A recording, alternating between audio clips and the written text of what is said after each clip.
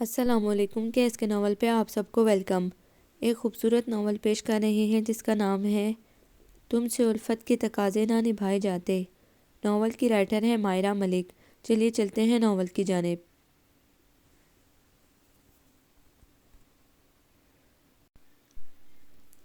کھڑکی پر زوردار دھماکہ ہوا تھا اور جھول جھول کی اونگتی اماں یوں چوکنا ہوئی گویا حضرت اسرافیل نے سور پھونکنے سے پہلے متنا فرمایا ہو۔ ارے ستیہ ناش جائے ان کم بختوں کا، ٹانگیں ٹوٹیں ایسے ٹھنڈے موسم میں بھی چین نہیں ہے۔ ان کی ماؤں کو دیکھو، ارے جب سنبھالنے نہیں تھے تو دوسروں کے لیے مصیبت کا سامان کیوں کیا؟ لوگوں کا گھروں میں بھی سکون حرام ہو کے رہ گیا ہے۔ اماں جو فل والیوم میں نان اسٹاپ شروع ہوئیں تو آدھ گھنٹے سے پہلے ان کا سانس لینے تک کے لیے بھی رکنا محال تھا۔ وہ کتاب اٹھا کر اٹھ کھڑی ہوئی۔ کھڑکی پر دوسرا پتھر پڑا تھا اور اماں تیر کی طرح کھڑکی کی طرف لپکی تاکہ ایک نظر ان بدتمیز اور شرارتی بچوں کو دیکھ کر ان کے گھروں میں جا کر ان کی اور ان کی ماؤں کی عزت افزائی کا سامان کر سکیں۔ صوبیہ مسکراہٹ دبا کر اماں کو دیکھنے لگی۔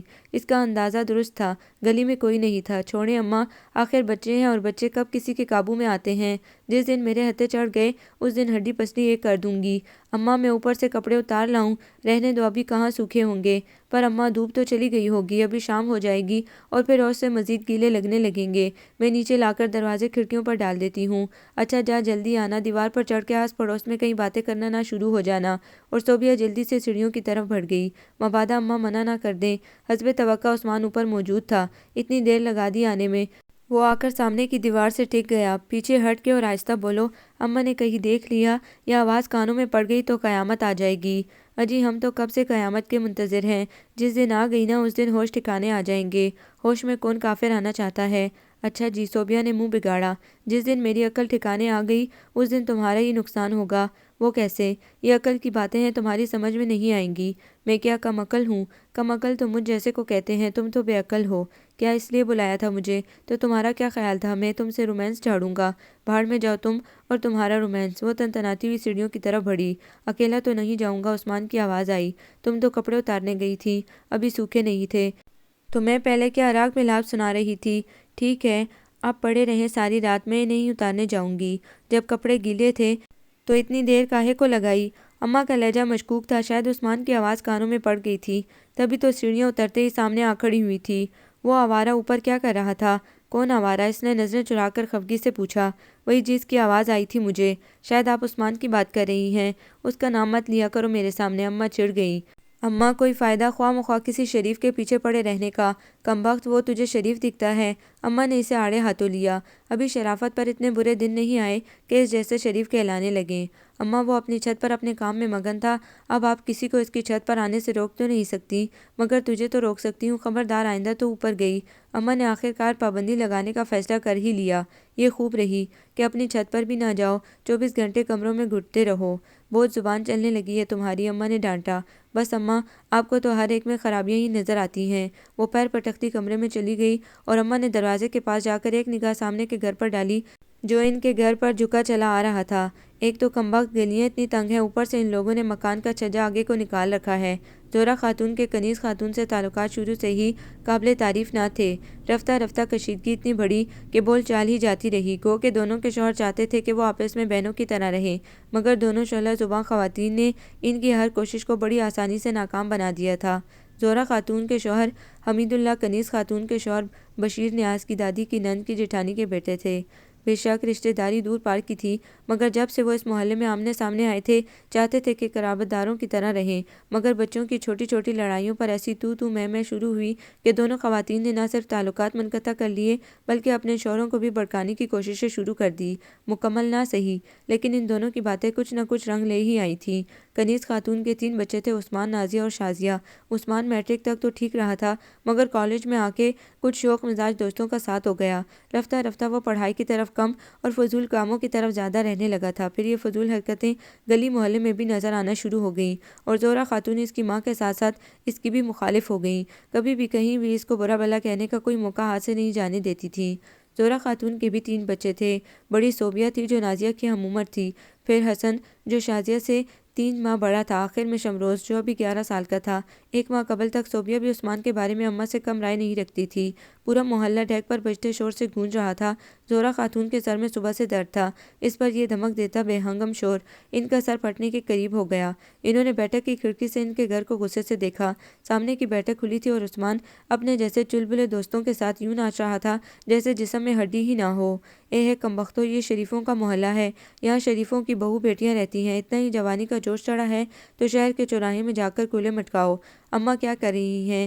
صوبیہ کے کانوں میں اماں کی کراری آواز پڑی تو وہ سب چھوڑ کر ان کی طرف بھاگی۔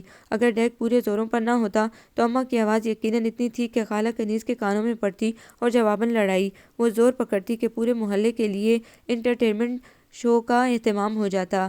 1 گھنٹے بعد شور تھما تو اماں بستر پر پڑی تڑپ رہی تھی۔ سر سے زیادہ اب ان کے سینے میں درد تھا اور یہ درد تب ہی کم ہو سکتا تھا جب وہ اپنے دل کی بڑاس نکال لیتی۔ اماں، سر میں درد ہو رہا ہے تو چائے بنا دوں؟ اور کتنی چائے پلائے گی؟ 1 گھنٹے میں 4 بار پی چکی ہوں۔ اب ایسا کر، کیتلی بھر کے میرے منہ سے لگا دے۔ اماں، آپ کو کیتلی منہ سے لگانے کی نہیں بلکہ سر پر برف کی سل رکھنے کی ضرورت ہے، اماں کا لاڈلا شمروز بولا۔ ٹھہر جا حرام خور، تیری زبان تو میں کاٹتی ہوں۔ اماں نے جوتا اٹھا کر دے مارا۔ Out! What a wonderful catch! Shamroz جوتا کیچ کر کے چلایا۔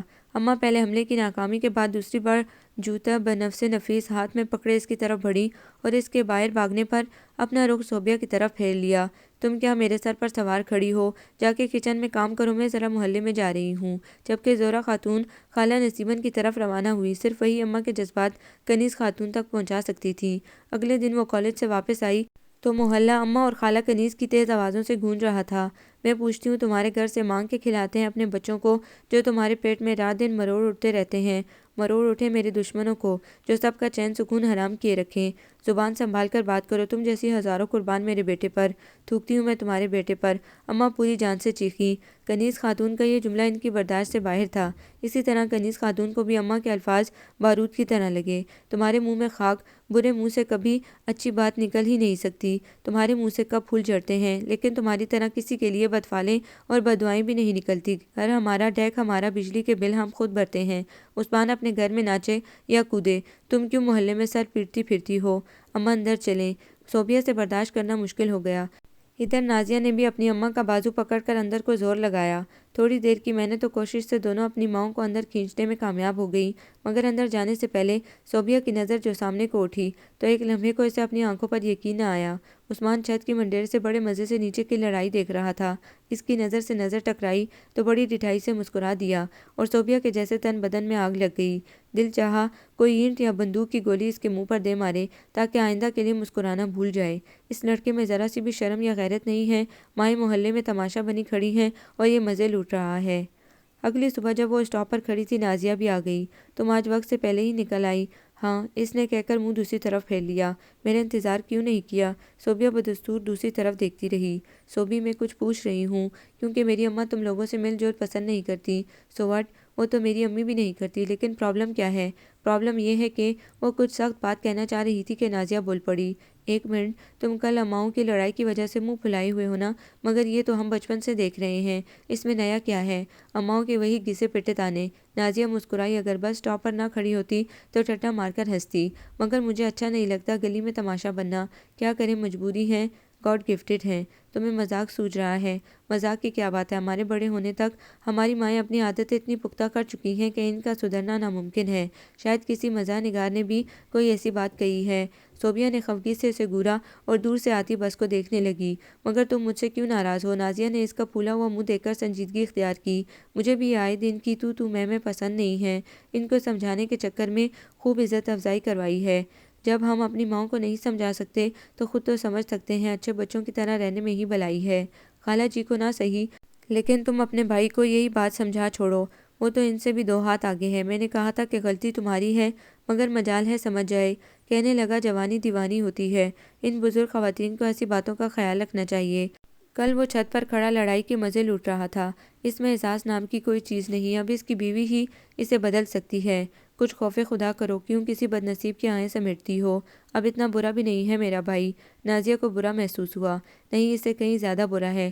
صوبیہ کا بہت دل چاہا کہنے کو، مگر بس آ گئی تھی اور آج رش بھی بہت زیادہ تھا۔ وہ پھرتی سے بس کی طرف بڑھی، ساتھ میں خفا سی نازیہ بھی۔ کچھ دن سکون سے گزر گئے۔ محلے میں امن کا دور دورہ ہو گیا، یہاں تک کہ بچوں میں بھی کوئی قابل ذکر لڑائیاں نہ ہو سکی، اور جس کی وجہ سے اماں اور خالہ کنیز میں لڑائیاں جنم لیتی تھی، عثمان بھی کم کم نظر آ رہا تھا۔ شاید اپنی ویڈیو شاپ پر بیٹھتا ہوگا، پڑھائی سے فارغ ہونے بلکہ پڑھائی کو فارغ کرنے کے بعد اس نے اپنے ابا سے ضد کر کے ویڈیو شاپ کھولی تھی۔ ابا نے بھی اس کے آوارہ پھرنے کے پیش نظر اس کی ضد پوری کرنے میں ہی عافیت سمجھی تھی، مگر دکان کھولنے سے بھی اس کی آوارگیوں میں کوئی خاص اور حرکتوں میں رتی بھر فرق نہیں آیا تھا۔ شاپ پر کبھی ملازم اور کبھی دوست بیٹھے نظر آتے۔ اس کے ابا کا سپنا تھا کہ وہ فوج میں جائے اور کیپٹن میجر جیسے عہدے پر فائز ہو کر ان کا محلے میں اور اپنا ملک میں اور ملک کا دنیا میں نام روشن کرے، مگر ماں کی ممتا اپنے جگر گوشے کو فوج جیسی سخت جگہوں پر بیچنے کو تیار نہ تھی۔ ان کا خیال تھا کہ پولیس کی وردی میں وہ شہجوان لگے گا، محلے اور رشتہ داروں میں ان کے مخالفوں پر رعب و دبدبہ بھی رہے گا، اور ان سے لڑائی کی صورت میں وہ پولیس والوں سے ڈنڈا ڈولی بھی کروا لے گی۔ اماں اماں مٹھائی آئی ہے۔ شمروز ہاتھوں میں پلیٹ پکڑے خوشی سے کودتا ہوا آیا۔ کہاں سے آئی ہے؟ اماں ٹی وی دیکھنا چھوڑ کر پوچھنے لگی، مگر حسن کی پلیٹ پر چپٹا مارنے اور شمروز کی چیخ میں ان کا سوال گول ہو گیا۔ یہ میں پکڑ کے لایا ہوں، مگر یہ سب کے لیے آئی ہے۔ حسن چل دیا۔ پر یہ مٹھائی آئی کہاں؟ اماں نے پھر پوچھا۔ مٹھائی میں بھی کھاؤں گی۔ صوبیہ چیخو پکار سن کر آ پہنچی۔ دیکھو میں بڑی ہوں، اس لیے پہلا حق میرا بنتا ہے۔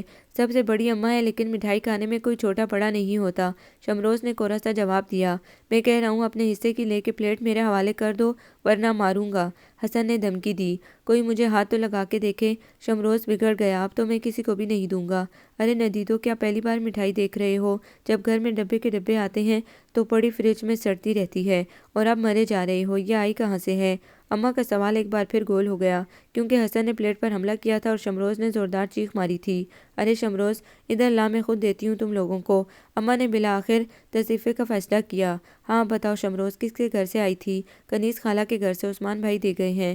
اور چم چم اماں کے حلق میں بری طرح پھنس گیا، جیسے کونین کی زہر ایسی کڑوی گولی ہو۔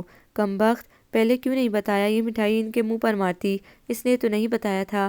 شمروز نے انگلیوں سے میٹھا چاٹتے ہوئے مزے سے جواب دیا۔ ٹھہر جا، تیری زبان کے چٹخارے میں پوری کرتی ہوں۔ اماں نے جوتا اٹھایا اور حسب عادت شمروز کو دے مارا۔ وہ حسب معمول بچ کر بھاگ گیا۔ عمر گزر گئی پریکٹس کرتے، مگر اماں کو صحیح نشانہ لگانا نہ آیا۔ حسن نے کہہ کر کمرے سے دوڑ لگا دی۔ آؤ ذرا واپس، تمہیں سیدھا نہ کر دیا تو کہنا۔ اماں کافی دیر بول بول کر غصہ نکالتی رہیں۔ کنیز خاتون نے مٹھائی کیوں بانٹی ہے؟ کچھ دیر کی بریک کے بعد انہوں نے صوبیہ کے سامنے پھر سوال دہرایا۔ سنا ہے عثمان نے کوئی نیا کاروبار شروع کیا ہے ویڈیو کا؟ میں سمجھی نہیں۔ اماں وی سی آر اور فلموں کی کیسٹیں کرائے پر دیا کرے گا۔ اچھا یوں کہو نا، پہلے گھر میں خود ناچ ناچتا تھا اور اب ناچ گانے کا کاروبار کرے گا۔ اماں کے تیور دیکھ کر صوبیہ کی ہمت نہ ہوئی کہ کہے اماں جا کر کھڑے کھڑے مبارکباد ہی دے آئیں یا پھر اسے جانے کی اجازت دیں۔ مٹھائی کا اتنا حق تو بنتا ہے، مگر اماں کے سامنے کلمہ حق کہنے کی ہمت کم از کم وہ تو نہیں رکھتی تھی۔ وہ حسن یا شمروز تھوڑی تھی۔ بھائی کے نئے بزنس کی بہت بہت مبارک ہو۔ دوسرے دن کالج جاتے ہوئے اس نے نازیہ سے یہ فارمیلٹی پوری کر دی۔ میں راہ چلتے مبارکباد وصول نہیں کرتی تو ٹھیک ہے، میں دیتی ہی نہیں، عثمان میرا بھی تو بھائی ہے، اس نے بات بنائی۔ تمہارا بھائی ہوتا تو تم گھر آ کر ہماری خوشی میں شریک ہوتی، وہ بھی نازیہ تھی۔ سچی بات ہے، تمہاری اور اپنی ماں سے ڈر لگتا ہے۔ صوبیہ نے اسے کل مٹھائی کا قصہ تفصیل سے بتایا تو نازیہ ہنسنے لگی۔ میری امی نے بھی سب سے زیادہ مٹھائی تم لوگوں کے گھر بھیجنے کو کہا تھا۔ اچھا، آج آنے کی کوشش کروں گی۔ کوشش نہیں، ضرور آنا۔ اور اسی دن گئی ہوئی تھی، یہ موقع بڑی آسانی سے مل گیا۔ اماں کسی جاننے والے کے ہاں گئی ہوئی تھی اور وہ حسن کو گھر میں ٹکنے کا کہہ کر نازیہ کے گھر چلی آئی۔ دستک پر دروازہ عثمان نے کھولا۔ صحیح نصیب، آج تو بڑی بڑی ہستیاں آئی ہیں ہمارے گھر، راستہ دو دیں پلیز۔ وہ اسے جمع کھڑا دیکھ کر خفا ہوئی۔ آئیے آئیے، وہ کیا کہا ہے غالب چچا نے یا کسی بھی چچا نے؟ وہ آئے ہمارے گھر میں، خدا کی قدرت ہے، کبھی ہم ان کو کبھی اپنے گھر کو دیکھتے ہیں۔ بدتمیز، وہ بڑبڑاتی آگے بڑھ گئی۔ حسن اتفاق کنیز خالہ بھی گھر پر نہیں تھی۔ اس نے گہری سانس لے کر دل ہی دل میں اللہ کا شکر ادا کیا۔ آدھے گھنٹے بعد جب وہ واپس ہو رہی تھی تو دروازے سے 2 قدم کے فاصلے پر عثمان ٹکرا گیا۔ آپ اتنی جلدی واپس جا رہی ہیں؟ نازیہ شازیہ نے چائے وغیرہ پلائی کہ نہیں؟ جی، بدقسمتی سے اماں گھر پر نہیں ہیں ورنہ خوب خاطر مدارت کرتی۔ عثمان کا لہجہ معنی خیزی لیے تھا۔ صوبیہ سلگ کر رہ گئی۔ سنیں، اس نے دروازے سے باہر قدم رکھا تو عثمان کی آواز آئی۔ وہ رکنا نہیں چاہتی تھی، مگر پتہ نہیں کیوں قدم آپ ہی آپ رک گئے۔ آپ کی اماں آئیں تو انہیں میرا سلام کہنا۔ صوبیہ نے پلٹ کر ایک کھلتی ہوئی نظر اس پر ڈالی اور پیر پٹکتی اپنے گھر آ گئی۔ عثمان کے ہونٹوں پر مبہم سی مسکراہٹ بتا رہی تھی کہ وہ جانتا تھا وہ چوری سے ان کے گھر آئی ہے۔ خبیث، آوارہ، خود کو سمجھتا کیا ہے؟ وہ رہ رہ کر اسے برا بھلا کہہ رہی تھی۔ صوبیہ، وہ دھوپ میں بیٹھی میگزین پڑھ رہی تھی کہ نازیہ کی دبی دبی آوازیں آنے لگی۔ ہاں، وہ جنگلے کے قریب آ گئی۔ کیا پکایا ہے؟ مٹر پلاؤ، شامی کباب اور ساتھ میں آلو کا رائتا ہے۔ واو، نازیہ نے ہونٹوں پر زبان پھیری۔ ہمارے گھر تو کش کی ہوئی مولیوں کی بھجیا بنی ہے، پلیز ایک بڑی سی پلیٹ میں پلاؤ، 3-4 شامی کباب اور بڑی کٹوری میں رائتا فٹافٹ پہنچا دو۔ ہائے تم اتنا زیادہ کھانے لگی ہو، شازیہ بھی تو ہے ورنہ میرے حصے میں کم آئے گا اور پھر مجھے اپنا سالن کھانا پڑے گا۔ میں دیکھتی ہوں اگر اماں کمرے میں ہیں تو ٹھیک، ورنہ تھوڑی دیر صبر کر لینا۔ کنیز خالہ کہاں ہیں؟ وہ نہا رہی ہیں، اس لیے کہہ رہی ہوں جلدی کرنا، اور اب جاؤ بھی، کیا یہیں کھڑی رہو گی؟ اس نے اماں کے کمرے میں جھانکا، وہ رضائی لے کے لیٹنے کی تیاریوں میں تھی۔ اماں کو سردیوں کی چمکیلی نرم و گرم دھوپ سے کوئی محبت نہ تھی۔ کسی کام سے چھت پر جاتی تو سینک لیتی، یا پھر کئی دن کی سخت دھند اور سردی کے بعد سورج نکلتا تب اماں اسپیشلی دھوپ کا مزہ لینے کے لیے اوپر جا کے 1.5-2 گھنٹے گزار آتی، وہ بھی اس طرح کہ اپنے سارے اٹکے کام اوپر بیٹھ کر کرتی۔ دستک پر نازیہ کے بجائے عثمان نے دروازہ کھولا۔ نازیہ کہاں ہے؟ عثمان کو ٹرے کی طرف دیکھتا پا کر اس نے جلدی سے پوچھا۔ وہ گھر پر نہیں ہے، عثمان نے بڑے آرام سے جھوٹ بولا۔ اب تو اس کے ہاتھ میں ٹرے ہرگز نہیں پکڑانی۔ صوبیہ نے ٹرے پر گرفت مضبوط کی۔ دروازے سے تو ہٹ جایا کریں، راستہ بلاک کر دیتے ہیں۔ اچھا آپ اندر آئیں گی؟ وہ ڈٹھائی سے مسکرا کر ایک طرف ہو گیا۔ بہت اچھی بات ہے، پڑوسیوں کو ایک دوسرے کے گھر آتے جاتے رہنا چاہیے، اس سے اختلافات کم۔ میرے پاس زیادہ وقت نہیں ہے، اس نے بات کاٹ دی۔ ہاں میں بھی بہت مصروف ہوں، کھانا کھا رہا تھا۔ ارے صوبیہ، مجھے امید نہیں تھی کہ تم اتنی جلدی آ جاؤ گی۔ تم کہاں غائب ہو؟ وہ اماں تولیہ لے جانا بھول گئی تھی، میں نے تو سنا تھا تم گھر پر نہیں ہو۔ عثمان خفیف ہو کر ادھر ادھر دیکھنے لگا۔ بھائی کو مذاق کی عادت ہے۔ اچھا جلدی سے برتن خالی کر کے دے دو، بیٹھو نا، نازیہ نے اصرار ضروری سمجھا۔ ہاں چائے پیے بغیر نہیں جانا، اماں بھی کئی دنوں سے یاد کر رہی ہیں۔ عثمان بولا۔ آپ ایسا کیوں کرتے ہیں؟ اسے غصہ چڑھ گیا۔ میں نے کیا کیا ہے؟ ہر قابل ذکر کام آپ ہی کرتے ہیں، میں نے کبھی غرور نہیں کیا، وہ ڈٹھائی سے اترایا۔ کیونکہ غرور کرنے والے آپ کے اعمال نہیں ہیں۔ اس نے نازیہ کے برتن خالی کر کے لانے کا انتظار نہیں کیا۔ وہ کالج سے نکل کر بس اسٹاپ کی طرف جا رہی تھی جب موٹر بائیک کے پہیے چرچراتے ہوئے اس کے پاس آ رکے۔ وہ اور اس کی فرینڈز اور 1-2 کلاس فیلوز بے ساختہ پیچھے ہٹیں۔ عثمان کو دیکھ کر اس کی مٹھیاں بھیج گئی۔ یہ کیا بدتمیزی ہے؟ آئی ایم سوری، مجھے اسپیڈ کم کرنے کا خیال نہیں رہا تھا۔ میں اس حرکت کا پوچھ رہی ہوں، میں آپ سے سوری کرنا چاہتا ہوں۔ گھر یا گلی میں موقع نہیں مل رہا تھا، میں نے سوچا کالج جا کر لوں۔ وہ اور اس کے ساتھ کی لڑکیاں حیرت سے اس کا منہ دیکھنے لگیں۔ پرسوں جب آپ ہمارے گھر آئی تھی تو شاید میں کچھ الٹا سیدھا بول گیا۔ نازیہ مجھ سے لڑ رہی تھی، سوری، پلیز آپ یہاں سے جائیں۔ اوکے پلیز ڈونٹ مائنڈ، اس نے موٹر بائیک کو ریس لگانے سے قبل کہا، اور یہ جا وہ جا، اور صوبیہ ہکا بکا کھڑی دیکھتی رہ گئی۔ یہ کون تھا؟ اس کی دوست ارم نے پوچھا۔ نازیہ کا بھائی۔ اس نے کیا کیا تھا تمہارے ساتھ؟ صدف نے تجسس سے پوچھا۔ اسے ہر کام بے سوچے سمجھے کرنے کی عادت ہے۔ نازیہ کا کالج اس سے کچھ فاصلے پر تھا، مگر اسٹاپ ایک ہی تھا۔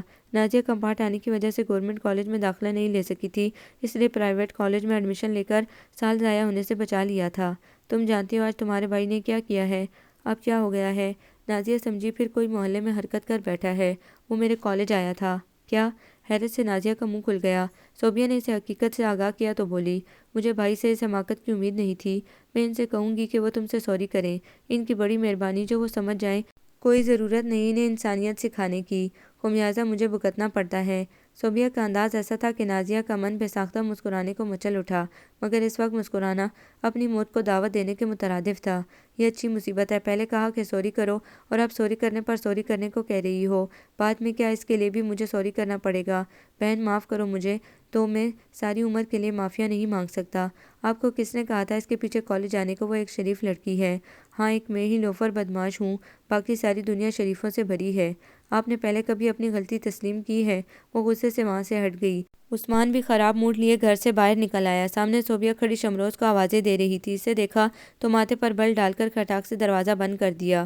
عثمان کو ایک دم سے شرارت سوجی، اس نے ہاتھوں سے بال درست کیے اور ان کے دروازے پر دستک دے ڈالی اور دروازہ بند کیے ایک قدم ہٹ کر عثمان کے جانے کے انتظار میں کھڑی تھی تاکہ کھیلتے ہوئے شمروز کو پھر سے آواز دے کے بلا سکے۔ کون؟ جی میں ہوں، وہ آواز دبا کر بولا۔ میں کا کوئی نام بھی ہوتا ہے؟ صوبیہ کی آواز جانی پہچانی لگی مگر پہچاننے سے قاصر رہی۔ آپ کا ہمسایہ۔ اب کہ اس نے دروازہ کھول کر پہچاننے کی کوشش کی تو سامنے عثمان کو دیکھ کر بھدک اٹھی۔ آپ؟ جی میں، وہ بھی ڈیٹ ابن ڈیٹ تھا۔ میں اس لیے آیا تھا کہ آپ کی ہمت کیسے ہوئی دستک دینے کی، مگر باہر ایسی کوئی وارننگ نہیں لکھی، لیکن میں آپ کو وارننگ دے رہی ہوں کہ آئندہ آپ نے کوئی ایسی ویسی حرکت کرنے کی کوشش کی تو میں آپ کا وہ حشر کروں گی کہ آپ کے دشمن بھی افسوس کریں گے۔ میں نے ایسا کیا کر دیا ہے؟ وہ بڑے آرام سے پوچھ رہا تھا۔ میں تو آپ سے معذرت کرنے آیا تھا۔ نازیہ لڑ رہی تھی کہ میں نے آپ سے راستے میں معافی مانگ کے اچھا نہیں کیا، تو میں نے سوچا گھر جا کے اس پر سوری کر لوں۔ ڈرائنگ روم کھولیے نا، آپ کے ہاں چائے پانی نہیں پوچھتے کیا؟ آپ جیسوں کو چائے نہیں زہر پلایا جاتا ہے۔ وہ بری طرح تپی ہوئی تھی۔ بشرط یہ کہ خالص ہو، نکالوں سے ہوشیار رہیں۔ آپ چلے جائیں یہاں سے، اور نازیہ سے تو میں پوچھتی ہوں کیا تماشا بنا رکھا ہے؟ چلیں، زہر ادا رہا۔ اچھا، خدا حافظ۔ وہ ہونٹوں پر مسکراہٹ لیے موٹر سائیکل پر جا بیٹھا اور کک لگا کر ہوا سے باتیں کرنے لگا، جبکہ وہ شمروز کو بھول کر ان کے گھر کی طرف بڑھی۔ خالہ جی، میں سمجھتی تھی کہ اماں سے آپ کی لڑائی جو ہے سو ہے، مگر آپ مجھے نازیہ کی جگہ سمجھتی ہیں۔ وہ غصے سے بول رہی تھی اور کنیز خاتون حیرانی سے اسے دیکھ رہی تھی۔ زہرہ خاتون سے اختلاف اپنی جگہ، مگر بچپن سے اب تک جہاں کہیں بھی یہ لڑکی ملی تھی بڑے ادب سے سلام کرتی تھی اور ان کے رکھائی کے باوجود ان کا حال پوچھتی تھی۔ پر ہوا کیا ہے؟ آخر انہوں نے پوچھ ہی لیا۔ نازیہ اور شازیہ بھی آ کھڑی ہوئی تھیں۔ یہ آپ کو نازیہ بتائے گی۔ آپ اپنے بیٹے کو سمجھا کے رکھیں، اگر آئندہ ایسا ہوا تو اچھا نہیں ہوگا۔ وہ تنتناتی ہوئی باہر نکل آئی۔ نازیہ سے وہ کئی روز روٹھی رہی۔ تمہیں جب پتہ تھا کہ تمہارا بھائی الٹے دماغ کا ہے، بلکہ دماغ کہاں، اس کے سر میں بھوسا بھرا ہے، پھر بھی تم اسے معافی مانگنے پر اکسا رہی ہو۔ نازیہ کی سمجھ میں نہیں آ رہا تھا کہ کس طرح بھائی کی پوزیشن کلیئر کرے۔ اصل میں بھائی اناڑی، میرا مطلب ہے بدھو ہیں۔ انہیں نہیں معلوم کہ لڑکیوں سے کس طرح بات یا سوری کرتے ہیں۔ تجربے کروانے کے لیے تم لوگوں کو میں ہی ملی ہوں۔ وہ کسی طرح ٹھنڈی نہیں ہو رہی تھی۔ پلیز ریلیکس ہو کے سنو تو۔ نازیہ روحانسی ہوئی۔ جانتی ہوں کہ غلطی ہوئی ہے، مگر ذرا سوچو صدف، ارم اور باقی کلاس فیلوز کیا سوچتی ہوں گی؟ انہوں نے کس کس کو بتایا ہوگا تمہارے بھائی کی اس حرکت کے بارے میں؟ صوبیہ نے بات کاٹ کر کہا۔ بے شک وہ اوٹ پٹانگ حرکتیں کرتا ہے، مگر محلے کی کسی لڑکی کو اس نے کبھی بری نگاہ سے نہیں دیکھا، اور تم سے بھی وہ رشتہ دار اور میری دوست ہونے کے ناطے اتنی بات کر بیٹھا۔ اس سے پہلے کبھی ایسا ہوا؟ میں کچھ نہیں جانتی، مجھے بہت غصہ آ رہا ہے۔ جب غصہ ٹھنڈا ہو جائے تو سوچنا، سب کچھ اتنا غلط نہیں ہے جتنا تمہیں اس وقت لگ رہا ہے۔ تمہارا بھائی ہر وقت گھر کے باہر کیوں کھڑا رہتا ہے؟ وہ دن گزرنے کے بعد اس کی توجہ میں آیا تو اس نے نازیہ سے پوچھا۔ اچھا، مجھے تو نہیں پتا۔ صبح دیکھو تو دروازے پر، دوپہر دیکھو تب بھی، اور اکثر بیٹھک کھول کے بیٹھا ہوتا ہے۔ یہ کوئی ایسی نئی عجیب بات نہیں ہے۔ نازیہ لاپرواہی سے بولی۔ بات آئی گئی ہوگی۔ صوبیہ نے پھر کوئی نوٹس نہ لیا، یہی خیال کیا کہ جیسے وہ ہر الٹا کام پوری محنت اور لگن سے کرتا ہے، اسی طرح آج کل اس عادت کو کبھی بڑی پابندی سے اپنائی ہوئے ہے۔ بہت سارے دن گزر گئے۔ اس دن نازیہ چھٹی پر تھی۔ جب وہ بس اسٹاپ کی طرف جانے کے لیے گھر سے نکلی تو عثمان نے اپنی موٹر بائیک سٹارٹ کی تھی، اور جب وہ سڑک پر پہنچی تو وہ اس سے 2 قدم کے فاصلے پر تھا۔ موٹر بائیک کی سپیڈ خاصی کم تھی، اس سے ناگوار تو گزرا، مگر یہ سوچ کر چپ رہی کہ اگر اس نے کہا کہ وہ اپنے کام سے جا رہا ہے یا بائیک میں کوئی خرابی ہے تو پھر بس اسٹاپ تک یہی پوزیشن رہی۔ مگر اسٹاپ پر اترنے پر جب اس نے عثمان کو دیکھا تو ماتھے پر شکنیں پڑ گئیں۔ اگر بائیک میں خرابی ہوتی تو بس کے ساتھ یہاں تک نہ پہنچتا۔ دیر از سم تھنگ رانگ، اس نے سوچا، اور کالج جانے والی سڑک کی طرف روانہ ہو گئی۔ وہ بھی اپنی بائیک کسی دوسری سمت بھگا لے گیا۔ کس سمت، یہ وہ انجان بننے کے چکر میں نہ دیکھ سکی تھی۔ اور دوپہر کو جب وہ واپس آئی تو بیٹھک کا دروازہ حسب معمول کھلا تھا اور ڈیک پر کوئی رومانٹک گیت زوروں پر تھا۔ دوسرے دن نازیہ بھی اس کے ساتھ تھی۔ ایک بار اس کا دل چاہا کہ نازیہ کو عثمان کی اس حرکت کا بتائے، پھر یہ سوچ کر چپ ہو گئی کہ کیا ہے، کوئی قابل گرفت تو تھی نہیں۔ 2 دن بعد جب وہ کالج سے آ کے کھانا کھا چکی تو اماں کو یاد آیا۔ وہ آج کل جو نئے ڈاکیے پھرتے ہیں پینٹ بشرٹ پہن کے، کیا کہتے ہیں انہیں، CDDCS؟ اس نے اماں کو مشکل سے نکالا۔ ہاں، وہ خط دے گیا تھا۔ کس کا ہے؟ بیٹا، پڑھی لکھی ہوتی تو سعودیہ تیرے ابا کو خود خط نہ لکھ بھیجتی، تیری میری کیوں منتیں کرتی۔ وہ سامنے ڈریسنگ ٹیبل کی دراز میں رکھا ہے۔ اماں کو اکثر اپنی ان پڑھ ہونے کا افسوس ہوتا رہتا تھا۔ وہ خط نہیں، کارڈ تھا، for some one special. Card کے اندر کے جملے بھی اسپیشل تھے۔ صاف لگ رہا تھا کہ جس کسی نے بھی لکھا ہے اسپیشل فیلنگز رکھتا ہے، مگر نہ اوپر کسی کا نام تھا اور نہ نیچے۔ بھیجنے والے نے اپنا نام لکھنے کی زحمت گوارا نہ کی تھی۔ کس کا ہے؟ اماں جو کافی دیر سے اس کے خود سے بتانے کی منتظر تھی بالآخر پوچھ اٹھی۔ پتہ نہیں اس پر لکھا کیا ہے۔ کچھ بھی نہیں۔ اسے سمجھ میں نہ آیا کہ اماں کو کیا بتائے اور کیسے ان انگریزی الفاظ کا ترجمہ سنائے۔ وہ اماں سے اس طرح سے بے تکلف نہیں تھی۔ اے ہے، کچھ بولو بھی۔ کیا بولوں؟ نہ اوپر کسی کا نام ہے نہ نیچے بھیجنے والے کا، بس انگریزی میں لکھا ہے کہ وہ رک گئی۔ بہت بہت مبارک ہو۔ کاہے کی؟ اماں بھی حیران ہوئی۔ مجھے کیا پتا، یا کسی نے مذاق کیا ہے یا کوئی پتہ غلط لکھ بیٹھا ہے۔ اس نے بات بنا دی، مگر اماں کافی دیر تک تبصرہ کرتی رہیں۔ صوبیہ سوچ سوچ کے تھک گئی۔ کون ہو سکتا ہے؟ کس نے بھیجا ہے اور کیوں؟ کسی سوال کا کوئی جواب نہیں مل رہا تھا۔ وہ تھک کر سو گئی۔ نازیہ بی بی کہاں مر گئی ہو؟ آپ بھی جاؤ، دیر ہو رہی ہے۔ وہ بار بار دروازے کے چکر کاٹ رہی تھی مگر تاوقت اس کے آنے کے آثار نظر نہیں آ رہے تھے۔ اماں جانتی تھی کہ دونوں اکٹھی جاتی ہیں، کبھی اعتراض اس نے نہ کیا کہ اکیلی جاتی تو وہ فکر میں گھلتی رہتی۔ اماں میں نازیہ کا پتہ کرنے جا رہی ہوں، اور اماں یوں چائے پینے میں مگن رہی جیسے کچھ نہ سنا ہو۔ نازیہ گھر کے کپڑوں میں کچن میں مصروف تھی۔ تم کالج نہیں جا رہی ہو؟ نہیں اماں کی طبیعت ٹھیک نہیں ہے، میں 2-3 دن چھٹی کروں گی، بلکہ شاید زیادہ۔ میں نے اپلیکیشن لکھ کر رکھی ہے۔ اس کی کیا ضرورت ہے؟ 1.5-2 ماہ میں امتحانی فارم جانے والے ہیں۔ میں نہیں چاہتی کہ کالج والے چھٹیوں کی وجہ سے کوئی مسئلہ کھڑا کریں، اور میری تو پہلے بھی کافی چھٹیاں ہو چکی ہیں۔ ناشتہ بن گیا ہے؟ عثمان نے کچن میں داخل ہوتے ہوئے پوچھا، پھر اس پر نظر پڑی تو بڑے ادب سے سلام کیا۔ جی بس تیار ہے بھائی، میرے کمرے میں چھٹی کی اپلیکیشن پڑی ہے، ذرا لا دیجیے۔ اور مقام حیرت کہ وہ بڑی سعادت مندی سے چلا گیا۔ یہ عثمان ہی تھا نا؟ وہ حیران ہوئی۔ بھائی دن بدن چینج ہو رہے ہیں، نازیہ نے ہنس کر اطلاع دی۔ خالہ جی کو کیا ہوا ہے؟ کل سارا دن کپڑے دھونے میں لگی رہی، ٹھنڈ لگ گئی ہے، تم ناشتہ کرو گی؟ نہیں، میں خالہ جی کی طبیعت پوچھ لوں، وہ ابھی جاگی نہیں ہے، عثمان نے کچن میں داخل ہوتے ہوئے اطلاع دی۔ نازیہ تمہیں ابا بلا رہے ہیں؟ اچھا، وہ فوراً نکل گئی جیسے اسی انتظار میں ہو۔ یہ لیں اپلیکیشن۔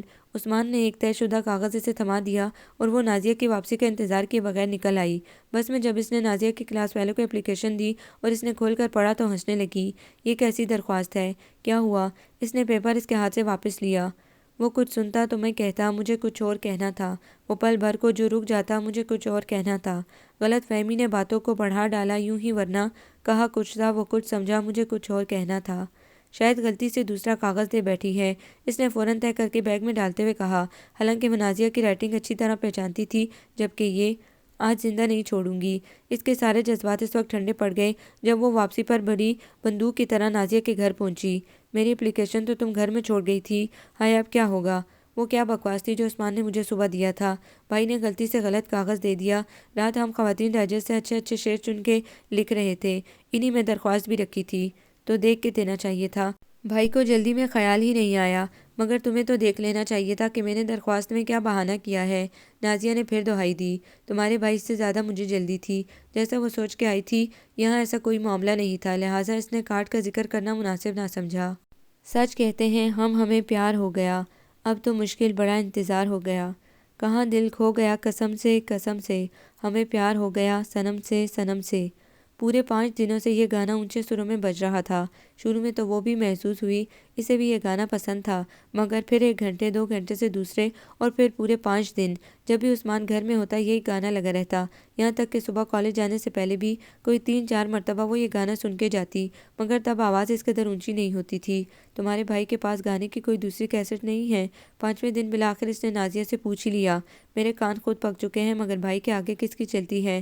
نازیہ بیزاری سے بولی۔ کچھ گڑبڑ ہے، تم نے پوچھا نہیں؟ میں اور بھائی سے ایسی بات؟ لو بھلا اس میں کیا ہے، تم خود پوچھ لو، تمہارا بھی تو بھائی ہے۔ میں باز آئی ایسے آفت بھائی سے جس کی ہر بات سلجھا دیتی ہو، میری بلا سے ساری عمر یہی سنتا رہے۔ اس دن جب وہ ابھی آ کر بیٹھی ہی تھی تو کال بیل بجی۔ اماں کچن میں مصروف تھیں اور حسن اور شمروز ابھی اسکول سے نہیں لوٹے تھے۔ باہر کورئیر سروس کا نمائندہ کھڑا تھا جس نے دستخط کروانے کے بعد ایک خوبصورت لفافہ اس کے حوالے کیا۔ صوبیہ نے الٹ پلٹ کر دیکھا مگر کہیں بھیجنے والے کا نام پتہ نہیں تھا۔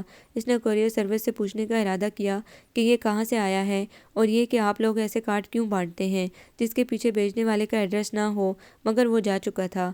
اوپر اس کا مختصر نام سویٹ صوبی اور نیچے کچھ بھی ندارت تھا۔ یہ کون نامراد ہے؟ اس نے الجھن سے سوچا۔ آج پھر کارڈ آ گیا، کس نے بھیجا ہے؟ اماں اندر سے آئی تھی اسی لیے وہ چھپا نہ سکی تھی۔ میری دوست نصرت نے، جو میٹرک کے بعد حسن ابدال چلی گئی تھی۔ کیا لکھتی ہے؟ اماں نے پوچھا۔ کہتی ہے میں اسے بہت یاد آتی ہوں، اماں کھانا تیار ہے، مجھے بہت بھوک لگی ہے۔ اس نے اماں کا دھیان بٹانے کو کہا، حالانکہ اس کی بھوک تو اڑ چکی تھی۔ رات وہ صحیح طریقے سے سو نہ سکی، بار بار ذہن کارڈ بھیجنے والے کی کھوج میں لگ جاتا۔ کئی بار سوچ عثمان کی طرف بھی گئی مگر پھر واپس آ گئی، اس کی طرف سے کوئی قابل گرفت بات نہیں آ رہی تھی۔ صبح اس نے شمروز کے ذریعے نازیہ کو اپنی چھٹی کا بتا بھیجا۔ پریشانی کے مارے وہ سوئی نہ تھی، اسی لیے اب کالج جانے کو بھی دل نہیں چاہ رہا تھا۔ اس کی چھٹی کا سن کر نازیہ نے بھی جانے کا ارادہ ملتوی کر دیا۔ وہ چھٹی کے بہانے ڈھونڈتی رہتی تھی۔ وہ تقریباً 11 بجے کا وقت تھا جب وہ اماں کے ساتھ صفائی میں ہاتھ بٹا کر اوپر جا رہی تھی تو گیٹ کے پاس اسے ایک اور کارڈ کا لفافہ نظر آیا۔ او مائی گاڈ!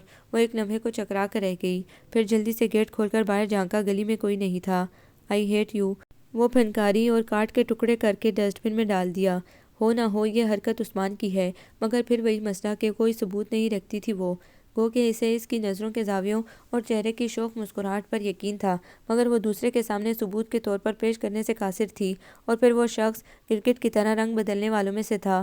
اوہ، میں بھی کیا الفول سوچ رہی ہوں، جو بھی ہے ایک دن تو سامنے آئے گا، تب میں اس کی وہ عزت افزائی کروں گی کہ اپنے آپ سے منہ چھپاتا پھرے گا۔ اس نے عزم مصمم کیا۔ نازیہ کی کزن کی شادی تھی، وہ 2 دن کے لیے وہاں چلی گئی، اور جب وہ کالج کے لیے گھر سے نکلی تو عثمان بائک صاف کر رہا تھا، مگر جوں ہی وہ سڑک تک پہنچی وہ اس کے برابر آن پہنچا۔ یہ کیا بدتمیزی ہے؟ عثمان نے کوئی توجہ نہ دی۔ زیادہ اسمارٹ بننے کی ضرورت نہیں، میں تم سے کہہ رہی ہوں۔ جی آپ نے مجھ سے کچھ کہا؟ اس نے چونک کر صوبیہ کو دیکھا۔ یہ کیا بےہودگی ہے، تمہیں اتنی شرم نہیں آتی کہ میں تمہارے محلے کی ہی نہیں، رشتہ دار بھی ہوں۔ مگر میں نے کیا کیا ہے؟ تم میرے پیچھے کیوں آ رہے ہو؟ میں تمہارے پیچھے نہیں، ساتھ جا رہا ہوں، بس اسٹاپ تک چھوڑنے۔ آج اکیلی ہونا اس لیے؟ کیوں، تم میرے باڈی گارڈ لگتے ہو؟ باڈی گارڈ نہ صحیح، رشتہ دار تو ہوں۔ میں تمہارے گھر تمہاری شکایت کروں گی۔ گھر والوں کو مجھ سے بہت سی شکایتیں ہیں، ایک اور صحیح۔ اس سب سے تمہارا مقصد کیا ہے آخر؟ کمال ہے، اتنی عقل مند ہو کے ابھی تک نہیں سمجھی۔ میں تم جیسے سڑک چھاپوں پر لعنت بھیجتی ہوں۔ ظاہر ہے اب جوابی کارڈ بھیجنے سے تو رہی۔ اوہ، تو وہ گھٹیا حرکت تم نے کی تھی۔ کسی سے محبت کا اظہار تمہاری نظر میں گھٹیا پن ہے؟ محبت، اور وہ بھی تم جیسوں سے؟ اس کے لہجے میں حقارت دھر آئی۔ تمہارا اسٹاپ آ گیا ہے، باقی باتیں واپسی پر ہوں گی۔ وہ کھول گئی۔ اگر تم واپسی پر نظر آئے تو میں تمہاری اور اپنی جان ایک کر دوں گی۔ یہی تو میں چاہتا ہوں۔ Okay bye. وہ ہنستا ہوا چلا گیا۔ اس کے ساتھ جانے والی لڑکیاں ان دونوں کو آتے اور باتیں کرتے دیکھ چکی تھی۔ وہ معنی خیزی سے مسکرائیں اور ایک دوسرے کے کان میں کچھ کہا۔ صوبیہ کے لیے ان سے نظر ملانا مشکل ہو گیا۔ کاش وہ اس لڑکے کو شوٹ کر سکتی۔ دوسرے دن وہ صرف بس اسٹاپ تک نہیں، کالج تک ساتھ آیا، اور واپسی پر بھی ساتھ رہا۔ اگر نازیہ کے گھر تالا نہ لگا ہوتا تو اپنے گھر کی بجائے وہ ان کے یہاں جا کے اس کے کرتوتوں سے آگاہ کرتی۔ اماں ٹھیک ہی اس لڑکے سے چڑتی تھیں۔ تیسرے دن اس نے ناشتہ کیے بغیر بیگ اٹھایا اور نازیہ کے گھر جا دھمکی۔ وہ اسی وقت سو کر اٹھی تھی۔ میں آج کالج نہیں جا سکوں گی، شادی کی تھکاوٹ ہے، اور اماں اور شازیہ وہیں رہ گئی ہیں۔ تمہارے ابا کہاں ہیں؟ شاید باتھ روم میں ہوں گے۔ کیوں، خیریت؟ تمہارے بھائی کے ہوتے ہوئے خیریت ہو سکتی ہے؟ یہ دیکھو۔ صوبیہ نے کارڈز نکال کر اسے دکھائے۔ یہ تمہارے بھائی نے مجھے بھیجے ہیں، مگر اس پر نام تو نہیں ہے۔ یہ کاغذ دیکھو جس پر تمہارے بھائی نے شعر لکھے تھے، لفافے کے باہر ایڈریس لکھی رائٹنگ ایک ہے۔ آؤ اندر بیٹھ کر بات کرتے ہیں۔ یہی نہیں، اس نے 2 3 کالج آتے جاتے میرا پیچھا کیا ہے۔ لڑکیاں مجھے دیکھ کر باتیں بناتی ہیں۔ مجھے یہ تو بہت دنوں سے پتا تھا کہ بھائی تم میں انٹرسٹڈ ہیں، لیکن ایسی حرکتیں کریں گے یہ میں سوچ بھی نہیں سکتی تھی۔ وہ اس لیے شعر ہو رہا ہے نا کہ میرے ابو یہاں نہیں ہوتے، اور بھائی ابھی چھوٹے ہیں، مگر خدا تو دیکھ رہا ہے، کل اگر اس کی بہنوں کے ساتھ یہ سب ہوا تو۔ پلیز بددعا مت دو۔ نازیہ دہل گئی۔ میں بددعا نہیں دے رہی، مکافات عمل کی بات کر رہی ہوں۔ دیکھو تم ابو سے کوئی بات مت کرنا پلیز۔ نازیہ نے منت کی۔ کیوں نہ کروں؟ میں سارے زمانے میں بے قصور ہو کر بدنام ہو جاؤں جبکہ اس کے گھر والوں کو خبر نہ ہو؟ میں بھائی کو سمجھاؤں گی۔ اگر وہ تم لوگوں کے کہنے میں ہوتا تو آج ہر کوئی اس کی برائیاں نہ کر رہا ہوتا۔ جب پتہ ہے کہ میں نہیں سمجھوں گا تو بات کرنے کا فائدہ؟ عثمان اندر آتے ہوئے بولا۔ دیکھا تم نے، پھر کہتی ہو کہ عثمان بھائی جائیں یہاں سے۔ نازیہ بولی۔ یہ میرے سلسلے میں بات کرنے آئی ہے تو میرا موجود ہونا ضروری ہے تاکہ شکایت کا ازالہ کیا جا سکے۔ نازیہ تم جا کے منہ ہاتھ دھو اور سب کے لیے چائے بناؤ۔ نازیہ کہیں نہیں جائے گی۔ میں چاہتا ہوں کہ اس مسئلے کو الجھانے کے بجائے آرام سے بات کر لی جائے، مگر میں تم سے کوئی بات نہیں کرنا چاہتی، سمجھے؟ پھر مسئلہ جوں کا توں رہے گا بلکہ مزید الجھتا جائے گا۔ نازیہ سنا نہیں تم نے؟ جاؤ چائے بنا کے لاؤ میرے لیے۔ اس نے روب سے حکم دیا اور نازیہ فوراً کھسک دی۔ یاد رکھو میں نازیہ نہیں ہوں جو روب میں آ جاؤں گی یا ڈر جاؤں گی۔ کون کافر ایسا سمجھتا ہے؟ میں تمہارے ابو سے بات کرتی ہوں۔ ابو نہانے میں پورا 1 گھنٹہ لگانے کے عادی ہیں۔ 15 منٹ گزر چکے ہیں اور پون گھنٹہ باقی ہے۔ اتنی دیر مجھ سے اس مسئلے پر بات کرو۔ تم سے؟ تم تو خود ایک مسئلہ ہو۔ وہ بار بار چٹک رہی تھی۔ بالکل ٹھیک، میں ایک مسئلہ ہوں اور تمہارے لیے بھی مسئلہ بن گیا ہوں۔ تو بتاؤ اس مسئلے کو کیسے حل کیا جائے؟ اگر کل کو کوئی نازیہ کے ساتھ ایسی حرکتیں کرے پھر؟ اس نے اس کی غیرت مردانہ جگانی چاہی۔ پھر کیا، اس کا منہ توڑ کے ہڈی پسلی ایک کر دوں گا، اور صرف نازیہ کو ہی نہیں تمہیں بھی کوئی میلی آنکھ سے دیکھے تو اس کے ساتھ بھی ایسا ہی سلوک کروں گا۔ چاہو تو آزما لینا۔ تمہارا دماغ خراب ہو گیا ہے۔ صوبیہ کو جب کچھ سمجھ میں نہ آیا تو یہ کہہ دیا۔ عثمان ہنس دیا۔ تم کیا سمجھتے ہو میں تمہاری ان فضول باتوں میں آ جاؤں گی؟ ہاں، کیونکہ میرا جذبہ صادق ہے۔ یہ کبھی نہیں ہوگا۔ ایسا ضرور ہوگا، میں تمہیں اپنا بنا کے چھوڑوں گا، ورنہ اپنی جان دے دوں گا۔ نیک کام میں دیر کیسی، خس کام جہاں پاک۔ تم میری محبت کی توہین کر رہی ہو۔ نہیں، صرف تمہاری، کیونکہ مجھے تمہاری محبت کا تو یقین ہی نہیں ہے۔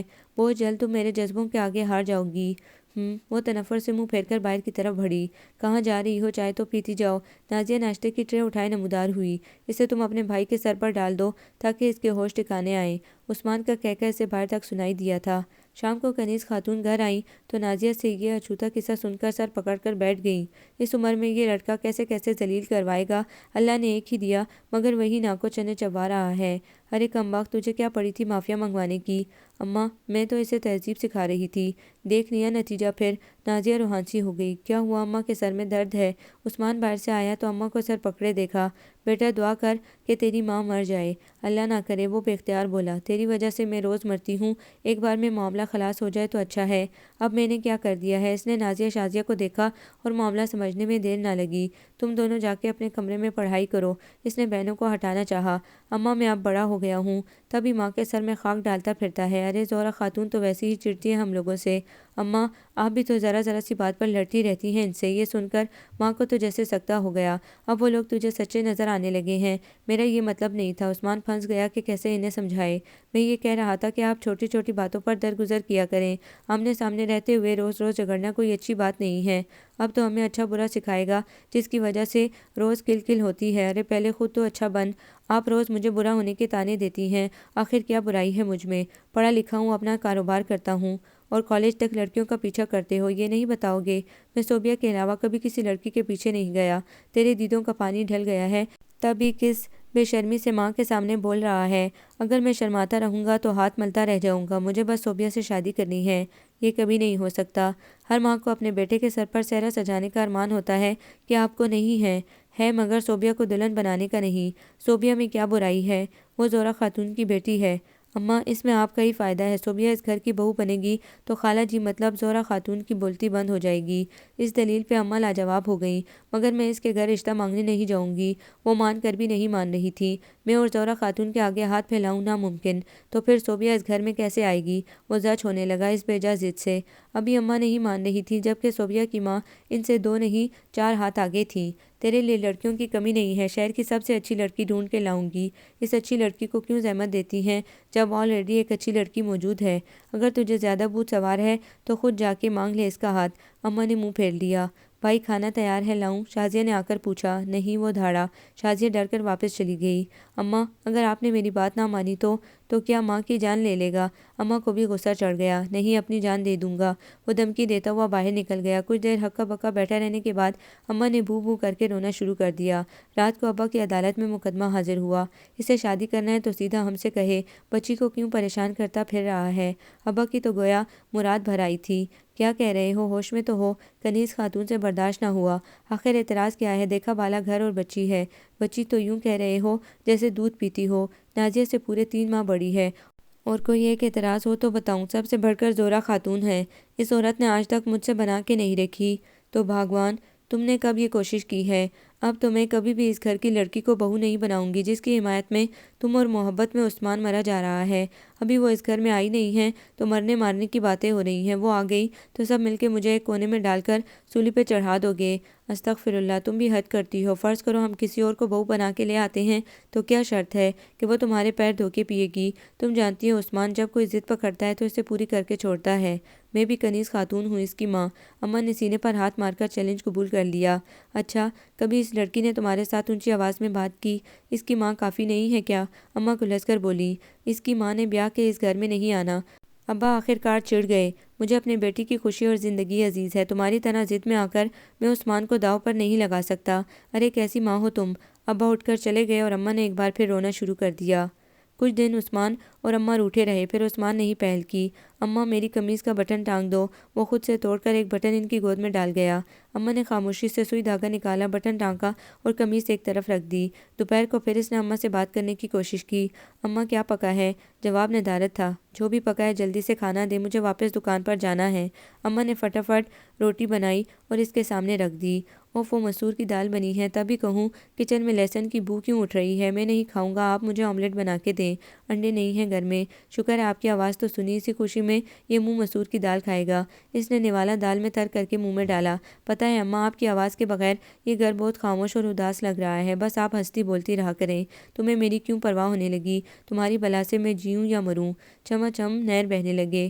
آپ نے یہ کیسے سوچ لیا؟ اس گھر میں ہی نہیں دنیا میں بھی رونق آپ کے دم سے لگتی ہے۔ سچ آپ مجھ سے ناراض تھی تو رات کو رو کے سوتا تھا۔ عثمان نے حقیقت کے ساتھ افسانہ بھی شروع کر دیا۔ چل ہٹ، ماں کو دکھی کر کے اب باتیں بنا رہا ہے۔ اماں کے جذبات زور پکڑنے لگے۔ آپ جانتی ہیں اماں کہ میں نے پہلی بار کسی لڑکی سے محبت کی ہے اور جنون کی حد تک کی ہے، مگر جس میں آپ خوش نہیں ہیں مجھے ایسی محبت نہیں چاہیے۔ آپ کی خوشی اور ممتا پر میری ساری خوشیاں قربان ہو۔ اچانک وہ بھی جذباتی ہو گیا۔ ماں آخر ماں تھی، اس کا کوئی نیب المدل نہیں ہو سکتا تھا۔ میں ڈائن نہیں ہوں جو تمہاری خوشیوں کو کھا جاؤں گی۔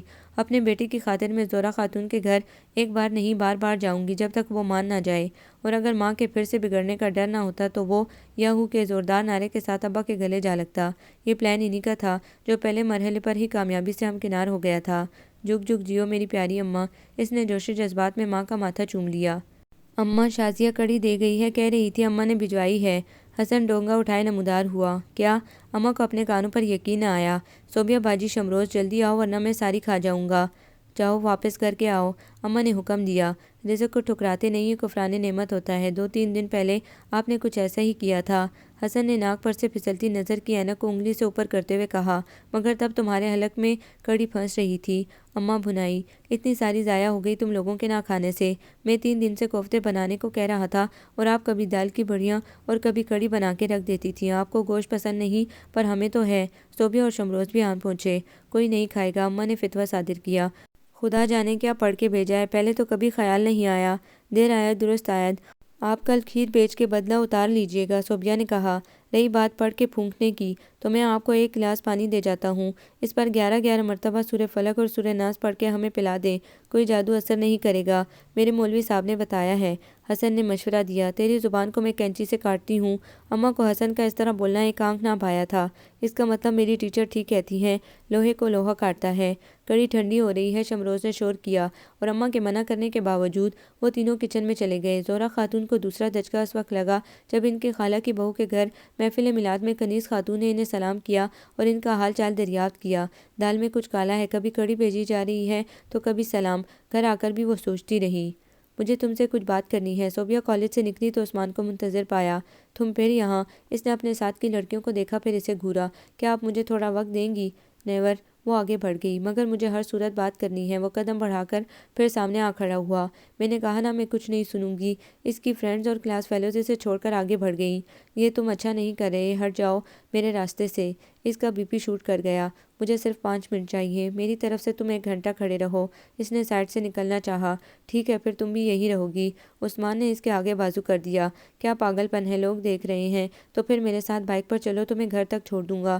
وہ سب لڑکیاں کیا سوچیں گی جن کے ساتھ میں روز آتی جاتی ہوں؟ وہ کالج فیلوز کو متجسس نظروں سے دیکھتا پا کر ٹھنڈی پڑنے لگی تھی۔ نازیہ کیا سوچے گی، اور اگر اس کے ساتھ کوئی ایسا کرے تو؟ مجھے کوئی لیکچر نہیں سننا ہے، فار گاڈ سیک پلیز۔ وہ ماحول کی وجہ سے بے بس ہونے لگی۔ اوکے تم آج ہمارے گھر آ سکتی ہو؟ ہاں، وہ ہچکچا کر بولی۔ دیکھو مجھے دھوکہ مت دینا ورنہ تم میری دسترس سے دور نہیں ہو۔ تم مجھے دھمکی دے رہے ہو؟ نہیں، عثمان اس کی پریشانی سے محظوظ ہو رہا تھا۔ جو تم کہو تو یہ دل تو کیا میں جان بھی فدا کروں، جو میں کہوں بس ایک نظر لٹا سکو تو ساتھ دو۔ وہ چلا گیا۔ صوبیہ کے قدم من بھر کے ہو گئے۔ وہ بے دلی سے چلتی بالآخر بس اسٹاپ تک پہنچ ہی گئی۔ بس جا چکی تھی، البتہ نازیہ اس کی راہ دیکھ رہی تھی۔ آئی ایم سوری، نازیہ نہ ہوتے ہوئے بھی مجرم کی طرح سر جھکائے کھڑی تھی۔ شاید صدف ارم وغیرہ نے اطلاع دے دی ہوگی۔ ہائے کیا سوچتی ہوں گی سب، میں کالج میں بدنام ہو کر رہ جاؤں گی۔ بار بار ایک ہی سوچ پریشان کر رہی تھی۔ خود پر ضبط کرنا مشکل ہوتا جا رہا تھا۔ مطلوبہ بس آنے پر نازیہ نے اس کا ہاتھ پکڑا اور اوپر چڑھ گئی۔ دونوں میں راستے بھر کوئی بات نہ ہوئی، اور جب وہ گھر میں داخل ہونے لگی تو نازیہ بولی، میں ابھی گھر میں بات کر کے تمہاری طرف آؤں گی، تم پلیز پریشان مت ہو۔ اماں کچھ چیزیں لینے بازار گئی ہوئی تھی۔ مرد گھر پر نہ ہوں تو چھوٹی سے چھوٹی ضرورت کے لیے بھی عورت کو خود گھر سے نکلنا پڑتا ہے۔ آخر ابا کب تک سعودی عرب میں ریال کماتے رہیں گے؟ اب اتنا پیسہ جمع ہو چکا ہے کہ یہاں آ کر اپنی فیکٹری وغیرہ لگا سکیں۔ کال بیل بجی تھی اور اس کا دل زور زور سے دھڑکنے لگا۔ کون؟ تیسری بیل پر اس نے ڈرتے ڈرتے پوچھا۔ میں آپ سے کچھ بات کرنا چاہتا ہوں۔ باہر سے عثمان کی آواز آئی اور اس کا زور سے دھڑکتا دل حلق کو آنے لگا۔ آپ چلے جائیں ورنہ اس کی ضرورت نہیں ہے، میں صرف اتنا کہنے آیا ہوں کہ میں آئندہ کالج نہیں آؤں گا۔ مجھے تم پر اعتبار نہیں ہے، میں نازیہ کی قسم کھا کے کہتا ہوں۔ ہاں مگر پیپرز کے بعد میں آپ کے جواب کا بے چینی سے انتظار کروں گا۔ یعنی بلا ابھی پوری طرح سے ٹلی نہیں تھی، لیکن اتنا وقفہ غنیمت تھا۔ اس کے ذہن نے حکمت عملی ترتیب دینا شروع کی۔ سب سے پہلے اس نے ابا کو خط لکھا۔ ابا ہمیں دولت کی نہیں آپ کی ضرورت ہے۔ حسن اور شمروز ابھی بہت چھوٹے ہیں اور میں اتنی بڑی کہ آپ کے سائے اور حفاظت کی ضرورت پڑنے لگی ہے۔ پلیز جلدی سے آ جائیں۔ پیپرز خیریت سے ہو گئے، بس وائوا اور پریکٹیکل باقی تھے۔ اس دن وہ اکیلی بس اسٹاپ کی طرف آ رہی تھی کہ عثمان کی بائک رکی۔ آج آپ کی ساتھی لڑکیاں کہاں ہیں؟ وہ بڑے سلجھے ہوئے لہجے میں بولا تھا۔ اب وہ میرے ساتھ نہیں جاتی۔ کیوں؟ وہ حیران ہوا۔ تمہاری وجہ سے تم نے مجھے کسی سے نظر ملانے کے قابل نہیں چھوڑا۔ اس کا دل چاہا کہنے کو، مگر بات بدل دی۔ ان کے سیکنڈ ٹائم پیپرز ہیں، آپ یہاں کیا کر رہے ہیں؟ صبر نہیں ہو رہا تھا، اس لیے جواب لینے آ گیا۔ مجھے آپ کی محبت سے انکار نہیں ہے، مگر چھوڑو، یہ بتاؤ اماں کو کب بھیجوں؟ ابھی کچھ دن ٹھہر جائیں۔ کل ابا کا خط آیا تھا، وہ کمپنی کنٹریکٹ ختم کر کے 1 ماہ میں آنے والے ہیں۔ وہ ہماری بات سمجھ جائیں گے، جبکہ اماں واویلا کھڑا کر دیں گی۔ بات تو ٹھیک ہے، عثمان مان گیا۔ مجھے یقین تھا کہ بالآخر میں تمہیں جیتنے میں کامیاب ہو جاؤں گا۔ میری محبت، میرا جنون ضرور رنگ لائے گا۔ عثمان کی بات پر صوبیہ مسکرا کر رہ گئی۔ زہرا خاتون نے صوبیہ کے چھت پر جانے پر پابندی تو لگا دی تھی، مگر پھر بھی بے کل سی پھرتی رہتی۔ عثمان انہیں اکثر دروازے پر کھڑا ان کے گھر کی طرف دیکھتا نظر آتا تھا۔ کمبخت کے دیدے بھی نہیں پھوٹتے۔ جی چاہتا ہے کنیز خاتون کو جا کے کھری کھری سناؤں، مگر کیا فائدہ، اپنی بیٹی بدنام ہوگی۔ وہ دل میں اٹھتے طوفان کو دبا دیتی۔ پھر اچانک حمیداللہ لدے پندے آ پہنچے۔ زہرا خاتون کی حیرت اور خوشی کی انتہا نہ رہی۔ 2 دن بعد حمیداللہ نے سب کو اپنے پاس بٹھا کر کہا، سب میری بات غور سے سننا اور سوچ سمجھ کے جواب دینا۔ کیا تم لوگ چاہتے ہو کہ میں تمہیں اپنے ساتھ سعودیہ لے جاؤں؟ ہے سچ ابا جی؟ حسن اور شمروز بغیر سوچے پرجوش ہوئے۔ صوبیہ چپ بیٹھی رہی، مگر اماں بول پڑی، عمرہ اور حج کے لیے لے جانا چاہ رہے ہو تو ٹھیک، ورنہ ہم یہیں خوش ہیں۔ نہیں اماں، مجھے ہوائی جہاز میں بیٹھنا ہے۔ شمروز مچل اٹھا۔ صوبیہ بیٹی کیا کہتی ہے؟ ابا نے اس کی طرف دیکھا۔ جو آپ لوگ چاہیں۔ اس نے سعودی عرب جانے کا تو کبھی نہیں سوچا تھا۔ ایک دوسری تجویز بھی، اگر میں یہاں آ کر کسی بڑے شہر میں اپنا بزنس شروع کر دوں اور سب مل کر رہیں، بس ہر بار ایسے ہی بہلاوے دے کر چلے جاتے ہو۔ اماں خفگی سے بولی، زہرا خاتون خوش ہو جاؤ، میں ہمیشہ کے لیے آ گیا ہوں۔ مگر ابا جی سعودیہ؟ شمروز نے منہ بسورا۔ سنا نہیں تم نے؟ اپنی اماں سے عمرہ و حج کے لیے چلیں گے۔ انہوں نے شمروز کو گود میں بٹھا لیا۔ یہ تو بڑی اچھی بات ہے، آپ جلد ہی سب بندوبست کریں۔ اس علاقے کا ماحول ٹھیک نہیں ہے اور ابھی کسی کے سامنے اس بات کا ذکر نہیں کرنا، جاتے وقت سب کو خود ہی پتہ چل جائے گا، اماں کہہ رہی تھی۔ صوبیہ ابا کی طرف دیکھ کر مطمئن انداز میں مسکرا دی۔ ابا نے واقعی اس کا مطمع نظر سمجھ لیا تھا اور عثمان کی طرف ملتفت ہو کر اس نے نہ صرف عثمان کی چیرہ دستیاں روک دی تھیں، بلکہ اماں نے بھی گھبرا کر یہاں سے نکلنے کے فیصلے میں دیر نہیں لگائی تھی، ورنہ تو شاید وہ اس پرانے محلے اور دیکھے بھالے لوگوں کے درمیان سے کبھی نہ جاتی۔ وہ دن تو دھماکہ خیز ثابت ہوا۔ کنیز خاتون اور بشیر نے آج مٹھائی کا ڈبہ اٹھائے جب ان کے گھر مسکراتے ہوئے داخل ہوئے تو کئی لمحے اماں کو اپنی آنکھوں پر یقین نہ آیا۔ السلام علیکم، دونوں نے اکٹھے سلام کیا۔ وعلیکم السلام۔ سلام کا جواب اماں نے کافی دیر بعد اور قسطوں میں دیا تھا۔ منہ آدھا کھلا تھا۔ وہ برآمدے میں بیٹھی سامان پیک کر رہی تھیں۔ کہیں جانے کی تیاری ہے کیا؟ کنیز خاتون ہر طرف بکھرے اور بندے سامان کا جائزہ لے رہی تھی۔ ہاں، ارے بشیر بھائی آپ آئیے آئیے۔ اندر سے ابا برآمد ہوئے تھے۔ انہیں بشیر نیاز نے کل بتایا تھا کہ وہ دونوں میاں بیوی عصر کے وقت ان کے ہاں آئیں گے، اس لیے وہ مہم انتظار تھے کہ کہیں ان کی غیر موجودگی میں زہرا خاتون سے مٹبھیڑ نہ ہو جائے۔ بشیر نیاز نے انہیں دیکھ کر سکون کا سانس لیا۔ اندر ہی اندر کنیز خاتون بھی مطمئن ہوئیں۔ اصل میں آنا تو کئی دن سے چاہ رہے تھے، مگر بس روز کوئی نہ کوئی مصروفیت آڑے آ جاتی تھی۔ ادھر بشیر نیاز نے تمہید باندھنا شروع کی، ادھر زہرا خاتون نے حیرت سے انہیں دیکھنا شروع کر دیا۔ آج تو میں نے کہا کہ کنیز خاتون کچھ بھی ہو جائے، ہم آج ضرور حمیداللہ کے گھر جائیں گے، تم تیار رہنا، میں ہر صورت جلدی آ جاؤں گا۔ ہاں تو اور کیا، روز یہ آپ رات کر دیتے تھے آنے میں، کنیز خاتون بولی۔ زہرا خاتون کی آنکھیں ہی نہیں منہ بھی پوری طرح کھل گیا۔ ایسی محبت اور مٹھاس کنیز خاتون کے لہجے میں، ضرور دال میں کچھ کالا ہے، ورنہ کنیز خاتون اور ان کے لیے نرم و بیقراری، میں تو مر کے بھی نہ مانوں۔ زہرا، صوبیہ سے کہو چائے وغیرہ بنا دے۔ حمیداللہ کی بروقت نظر پڑی تھی بیوی پر، جو حیرت سے چہرہ بگاڑے بیٹھی تھی۔ ہاں ہاں ضرور، وہ شوہر کی آواز پر چونک کر سیدھی ہوئی۔ لڑائی جھگڑے اپنی جگہ، مگر مہمان نواز وہ صدا کی تھیں، بس ذرا زبان ہی تو تیز اور کڑوی تھی، وہ بھی اس لیے کہ منہ پر ہر بات کر دینے کی عادی تھیں، دل میں کچھ نہ رکھتی، چاہے کسی کو اچھا لگے یا برا۔ ہم آج آپ کے پاس ایک خاص سلسلے میں آئے ہیں۔ عثمان اب جوان ہو گیا ہے، پڑھ لکھ کے اپنا کاروبار کر رہا ہے۔ ناچ گانے کا؟ زہرا خاتون رہ نہ سکی کہنے سے۔ آخر بہت پرانی عادت تھی اسے خار کھانے کی، اتنی جلدی کارستانیاں کیسے بھول سکتی تھی؟ کنیز خاتون نے بھی بمطابق فطرت پہلو بدلا۔ عثمان ان کی کمزوری تھا اور وہ اس کے خلاف کچھ نہ سن سکتی تھی، مگر بشیر نیاز نے بروقت بات سنبھال لی۔ بس بھابھی جی، آج کل دور ہی کچھ ایسا چل رہا ہے، نوکریاں آج کل ملتی کہاں ہیں، لیکن اگر چل پڑے تو پیسے کے لحاظ سے یہ کاروبار بھی برا نہیں ہے، اور عثمان کا کاروبار اچھا خاصا جا رہا ہے۔ مگر وہ دکان پر جاتا کب ہوگا بھلا؟ ہر وقت تو باہر کھڑا نظر آتا ہے۔ زہرہ خاتون نے حیرت اور طنز کو اپنے لہجے میں برابر مکس کر کے کہا۔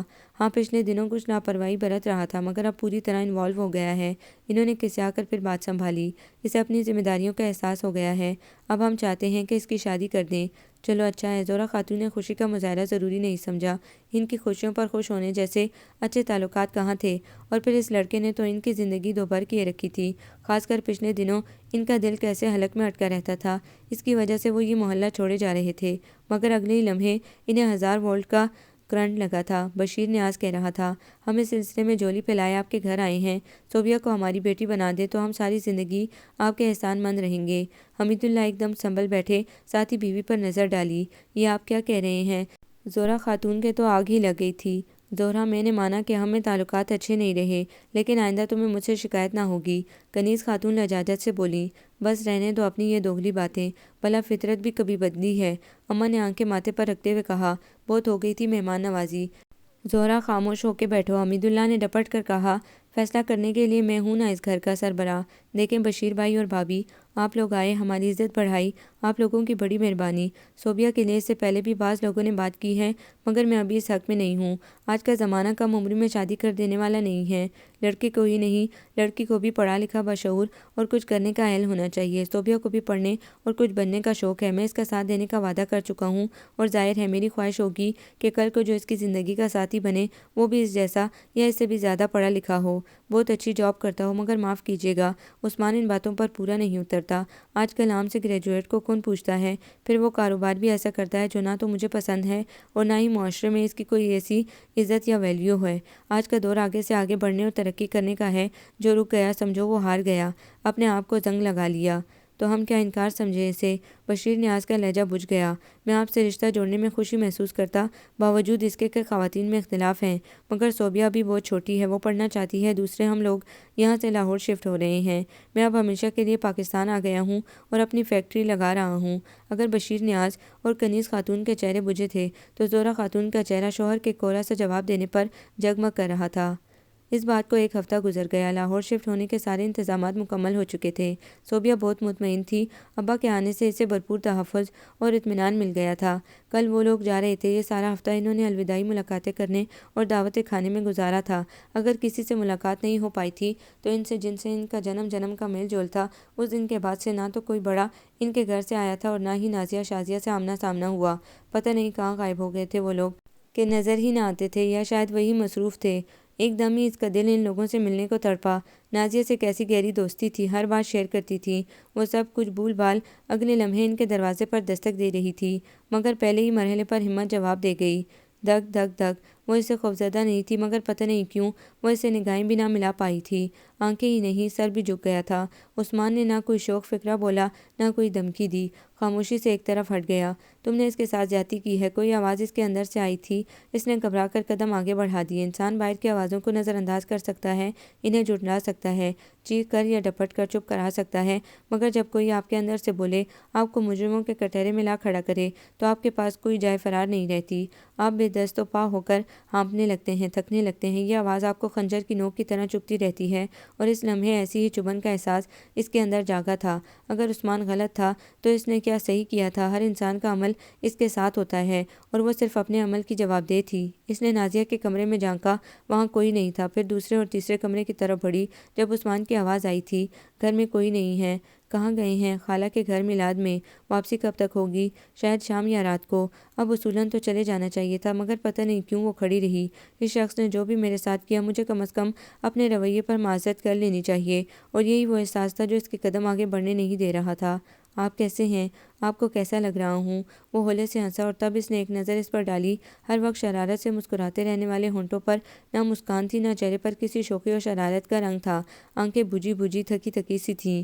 شیو لگتا تھا تازہ کی گئی تھی، مگر چہرے پر تازگی نام کو نہ تھی۔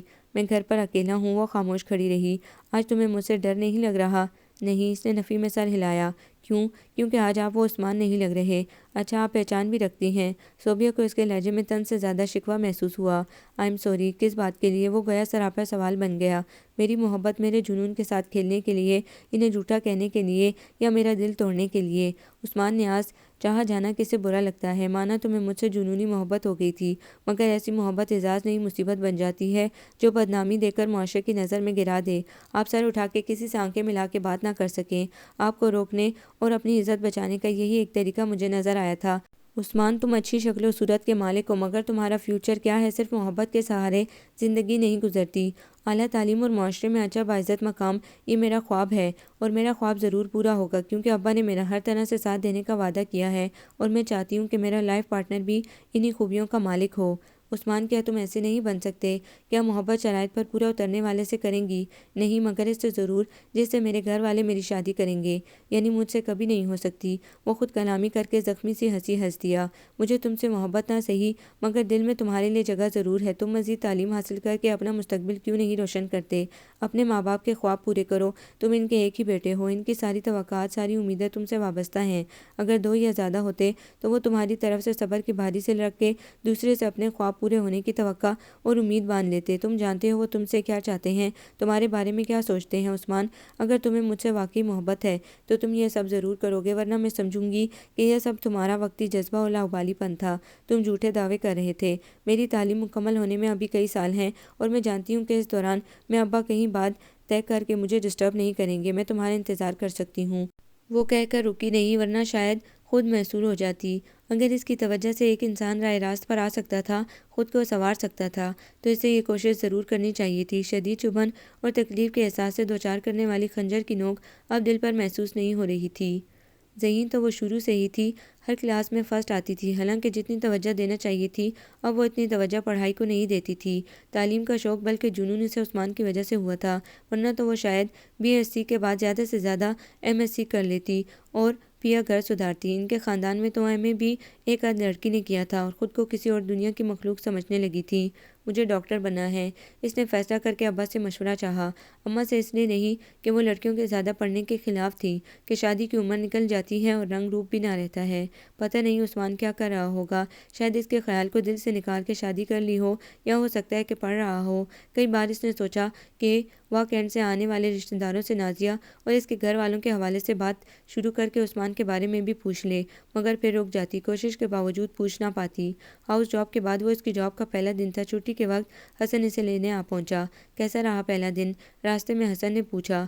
اچھا ہی رہا، میری ڈیوٹی چلڈرن وارڈ میں لگائی گئی تھی، اور ننھے منھے بچوں کو تکلیف میں دیکھنا بڑا دل گردے کا کام ہے، وہ اداسی سے بولی۔ حسن نے گاڑی ایک بڑے سے بک شاپ کے سامنے روک دی۔ ایک منٹ، ابھی آیا۔ وہ اتر کر تیزی سے اندر چلا گیا، اور وہاں بیٹھ کر بھلا کیا کرتی اس کے پیچھے روانہ ہو گئی وہ۔